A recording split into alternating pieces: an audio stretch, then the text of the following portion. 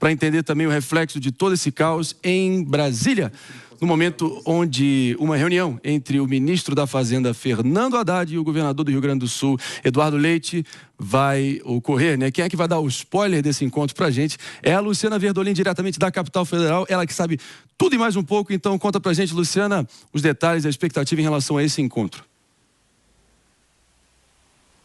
Bom dia, Marinho, o pessoal que está no estúdio, bom dia quem está acompanhando a gente. Olha, esse encontro tem a expectativa de que ele aconteça até de forma virtual, do ministro da Fazenda, Fernando Haddad, com o governador do Rio Grande do Sul, Eduardo Leite. Mas como não entrou na agenda ainda do ministro da Fazenda, a assessoria está dizendo que, pelo menos por enquanto, ainda não tem confirmação.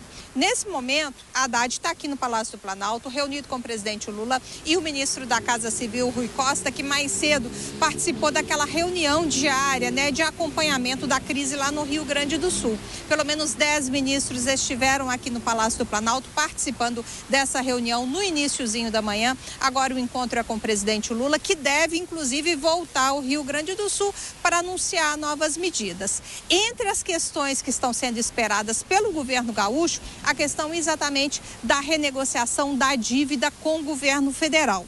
A avaliação é a seguinte: o governador está querendo pelo menos aí uns 2 anos de carência, de moratória, sem o pagamento da dívida, para que o Estado possa se reerguer e investir na reconstrução.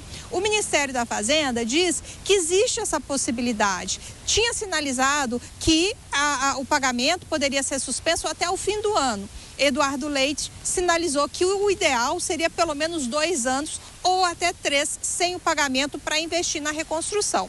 Agora, o governo diz o seguinte: é preciso discutir detalhes técnicos dessa renegociação, dessa moratória. Como é que seria, se seria juridicamente viável, até editar um decreto possibilitando, abrindo a possibilidade para que outros estados em situação de calamidade também fossem beneficiados com essa medida.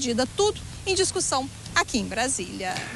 Obrigado, Luciana Verdolim, pelos detalhes. Pois é, um estado como o Rio Grande do Sul, né, Mano Ferreira, que já vinha mal das pernas com desafios fiscais abissais, agora agravado de forma cataclísmica, eu diria até, pelos reflexos que ainda vão ser sentidos e vão ter que ser endereçados ao longo de muitos anos. Essa é a expectativa de vários especialistas. Qual é a sua expectativa? Exatamente.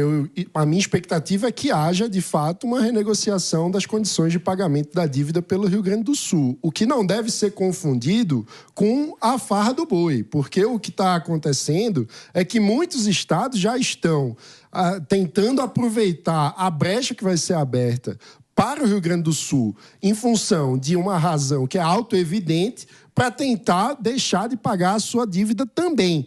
Então a gente precisa separar as coisas, porque o princípio da responsabilidade fiscal é essencial para a gente conseguir construir políticas públicas com eficiência no longo prazo.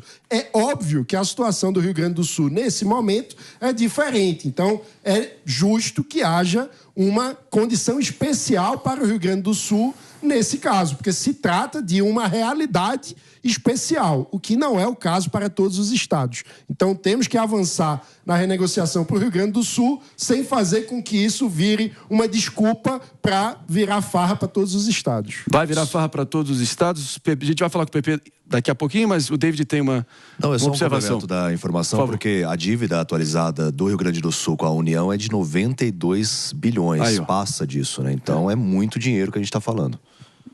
PP. Não, são 2 questões diferentes, Marinho. Primeiro é o seguinte: primeiro que a dívida pública dos estados é uma realidade no Brasil. Todos os estados, antes da calamidade que aconteceu no Rio Grande do Sul, estavam negociando as suas próprias dívidas. Minas Gerais, São Paulo. O que tem acontecido com o Rio Grande do Sul não é renegociar a dívida, é realmente suspender a dívida, né? Não dá para negociar a dívida com o Rio Grande do Sul na situação atual. Tem que negociar dívida com São Paulo, com Minas Gerais. Com o Rio Grande do Sul tem que suspender a dívida.